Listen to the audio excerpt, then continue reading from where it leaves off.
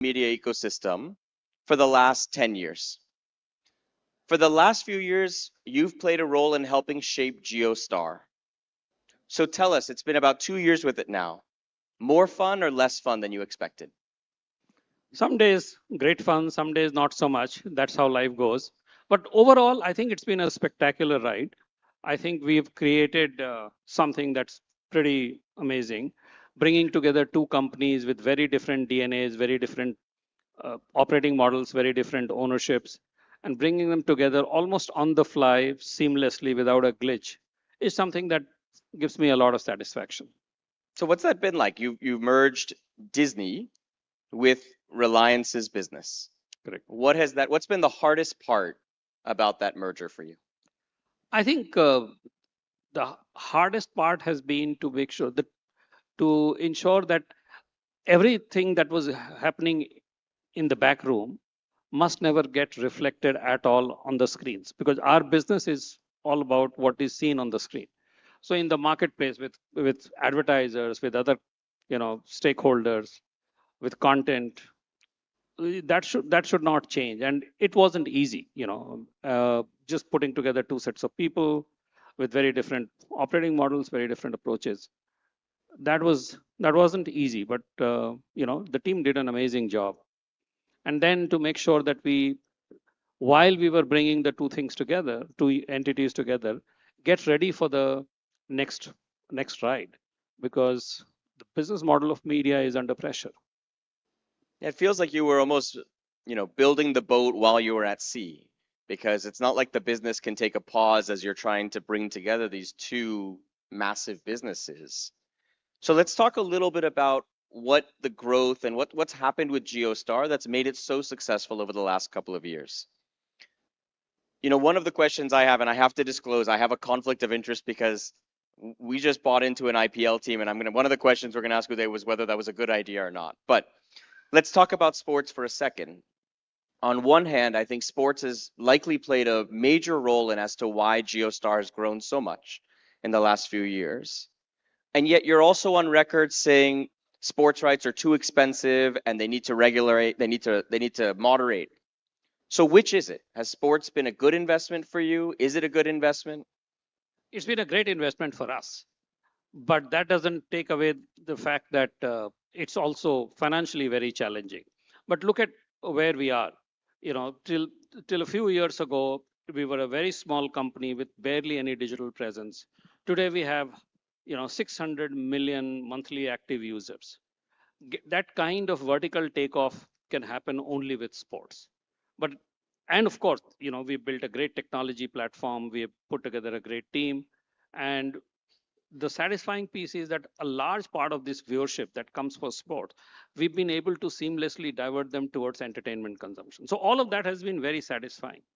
But financially, sports, especially cricket, prices have run out of control, and that's a real challenge because you know this. 10 years ago, there were at least four media companies always vying for sports rights. Today, it feels like we are the only one standing. There's something broken.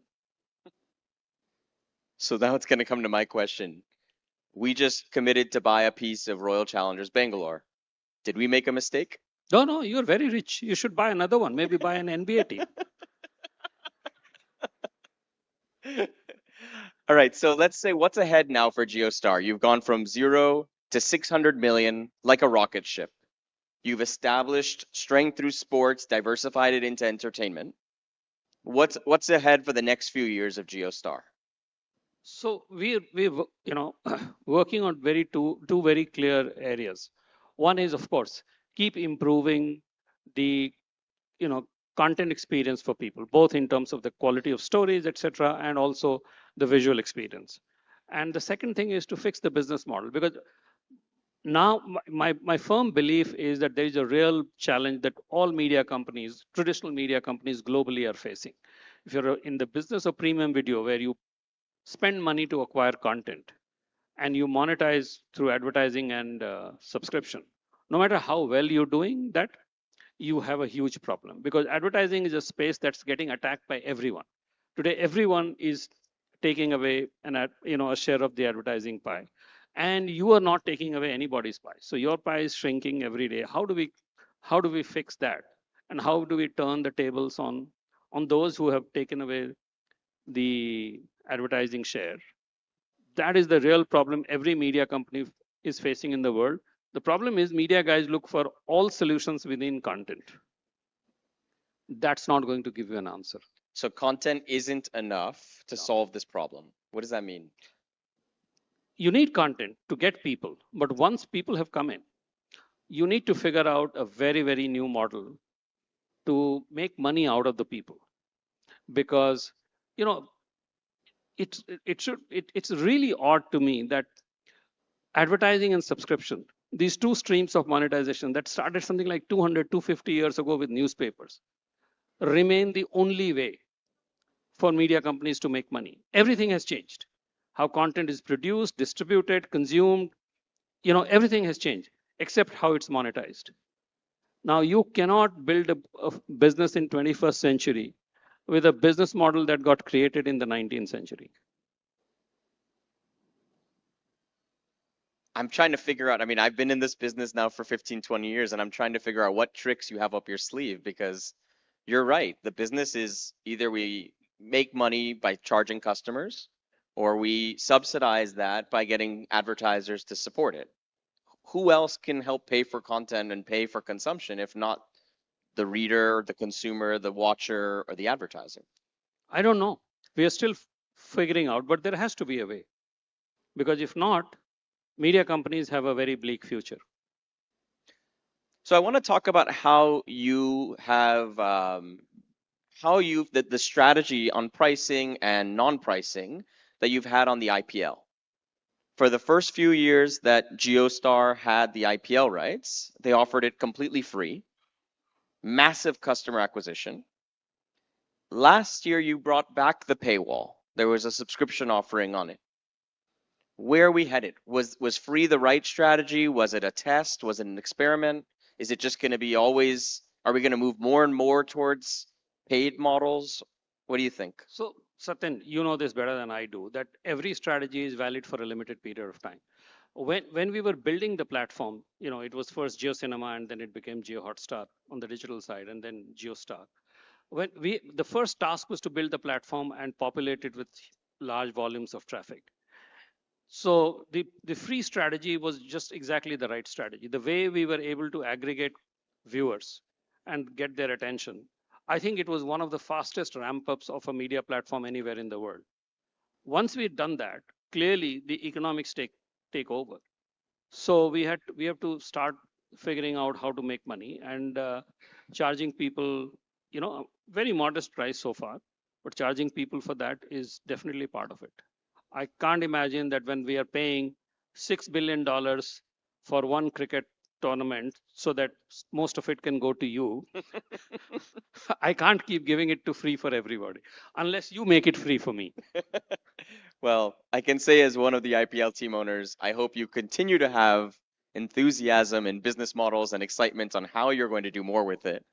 I hope others challenge you as well so that you really get your pressure on you to do the best you can with it. Thank you. Okay, let's take a step away from cricket for a second. You've played many roles. First, I don't know how many people here know this, but part of the reason Uday feels very close to my heart was that Uday started as a journalist. And you've been one of the few journalists who has successfully transitioned from the non-business side of media deeply into the business side. You grew Star, you helped Star join Disney, you worked with Disney for a while, and after that, I think many people may not understand this fully, but my understanding is you're not working for JioStar. You started something else, Bodhi Tree Ventures. Tell us a little bit more about that, what the intention was. Why didn't you just come back and build the next big media business? What's your ambition? As you said, I started as a journalist. It was no part of my career ambition to become or to do what I'm doing and what I've been doing for the last 15, 20 years. But it was a great ride. But at some stage, there are other things, given my social sensibilities, there were other things that deeply interested me. Just making sure that the surging aspirations of people whose financial, sort of abilities were limited. Can we create solutions and products for them? That was one important part of thing, of my own agenda. So things like education, healthcare, etc. I was very keen to do that, and it was for those reasons that I left Disney. And I have invested since. We created a fund called Bodhi Tree Systems with, and James Murdoch and I are partners.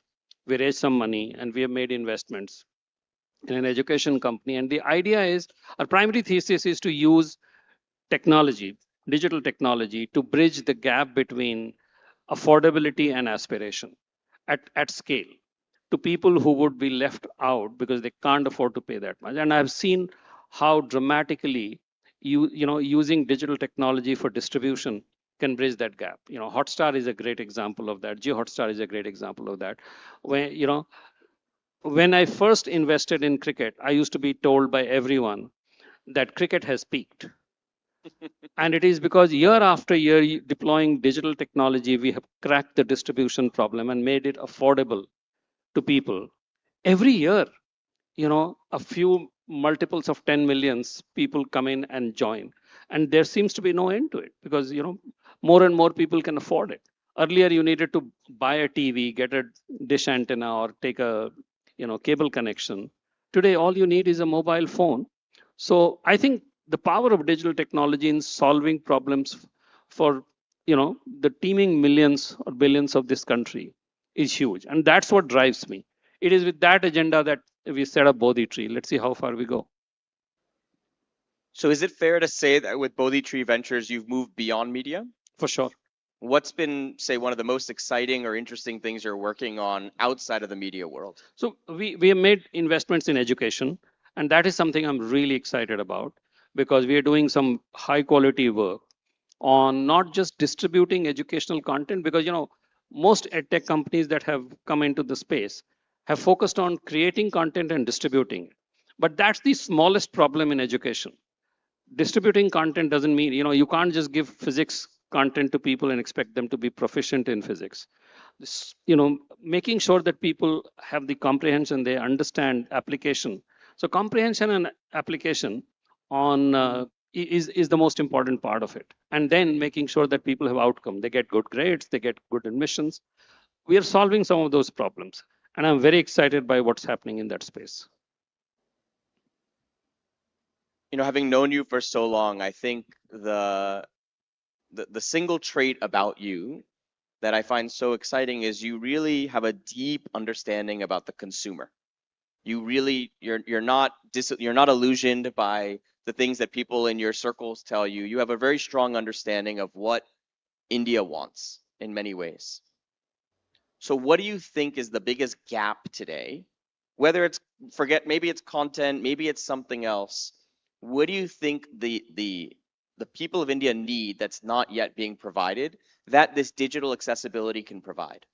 I think there is every single area in this country needs digital accessibility, and more and more of it. There are areas where there is more of, a lot of it is available. Media is one such area where people like you and us, we have tried to provide a lot of content, and you've seen how content consumption has grown, but it's not enough. So accessibility in education, in healthcare delivery, in career development, in safety, security, all of those things. And everyone, there are many solutions available for people like you and I, but because there's huge amounts of focus on that. But people who are marginal income groups, and who still have the same aspirations of a good life for themselves or their next generation, can you solve those problems? And I think drinking water to sanitation to everything. And I am a big believer that it's only technology that can allow you or enable you to make that quantum leap in delivering those services with satisfaction. Amazing. Okay, I'm going to come back to cricket for a second. Of course, Today, it's the $1.8 billion question. that's my $1.8 billion question. Your question's a larger number, as I understand. Today, JioStar is the single largest buyer of cricket rights in the world. Am I right in saying that? Yes. Now, as you know, and as many people know, cricket's going through this change. Traditionally, we relied on country versus country, World Cups. The IPL has upended that over the last 10, 20 years. There are now IPL-like leagues in other countries, the 100 in the UK, Major League Cricket, Big Bash, South Africa T20. What's going to happen? What do you see growing? What do you think is under pressure? What is the cricket landscape going to look like for the Indian consumer and the global consumer in the next 5, 10 years? So that's an easy answer. The consumers have already spoken, Satyan. They like crisp, short format. They like, you know, IPL. The success of the IPL is not an accident. It just, it's so relevant. It talks to the people of the country in a language that they understand. You don't need, it simplified the game. It's made it pacier. It's exciting, and it's relevant because everybody has a team that they can connect with. Cricket, until IPL happened, cricket was only a clash between two nations. Now there are national clashes that I care about, but how many of those exist? So people have already decided where they want to go and what they want to consume. It's just that the people who are the custodians of cricket are still a step behind. I think that's changing. I think the ICC is very seized of that, and broadly that awareness is there, but people are still lost in the romance of the past. But I want to challenge you on this, okay? I was in England a month or two ago. The India-England Test Series sold out. Yes. The Ashes for 2027 being hosted in London sold out already. Now, it's very easy to say long form cricket, test cricket's dead, but there seems to be, we can call it romantic to like it, but there seems to be some appeal to it. Oh, absolutely. So I said some national clashes still matter.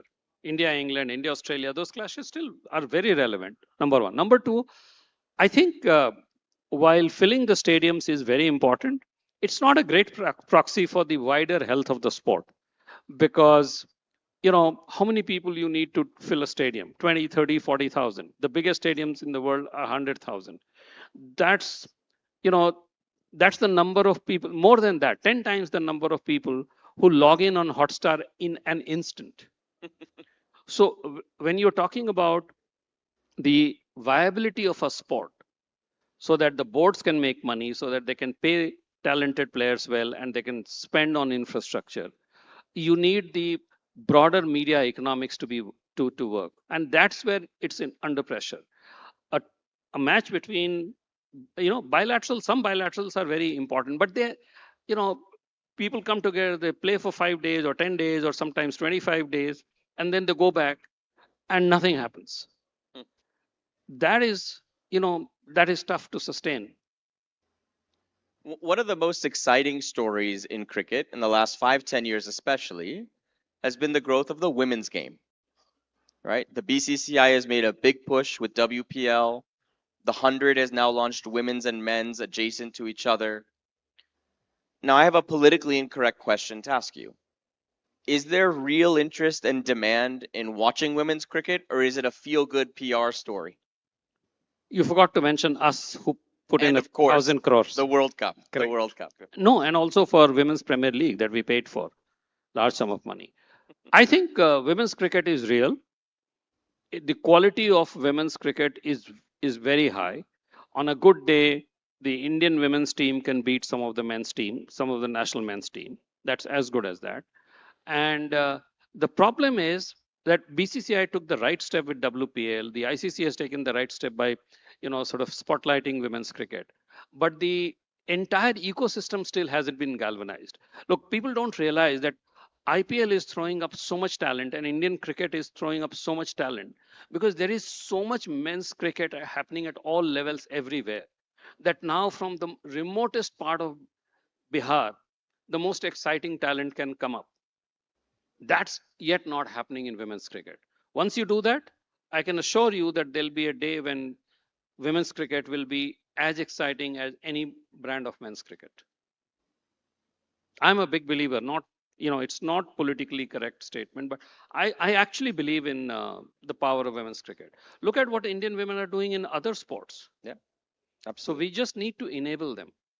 And I think even on the business perspective, worldwide, women's sports has been one of the fastest growing categories. The WNBA, Correct. women's basketball in other Correct. countries. It's in the last 5 years, it's really had a breakout. Absolutely. Okay. As it is in my experience, if women are in competition, you better make a gracious exit. Okay, now I'm gonna ask you for advice. Okay. This is where I get trapped. Yes, the goal was to trap you. You knew that. When you signed up for this, you knew that. You are sitting in the chair of the ICC. You're watching the global Never. cricket world. You can only do one thing and you have nothing blocking you, but you can make one change to the way the world of cricket operates. What would you do? I think the ICC agenda of growing cricket in newer markets and countries is a very good one. I would I would give it a more efficient structure so that there is clear line of progression for every country. Right now, it just any country plays any country. It doesn't matter, because no offense, but India playing most countries does not get anyone excited, and the players of those countries lose. They get demotivated. It's not a great business arrangement. It's not a great morale booster. It's not a great talent discovery. I think soccer has a good model for that. They have organized. You need to promote club cricket in a very big way and take it as deep as possible. IPL success is a great example of that. And then you need to make sure that at national level there are clusters of teams competing and only some qualified and bubble up to the next level and then to the next level. That's how you will give it a sane structure that's sustainable and it'll throw up talent. That's great.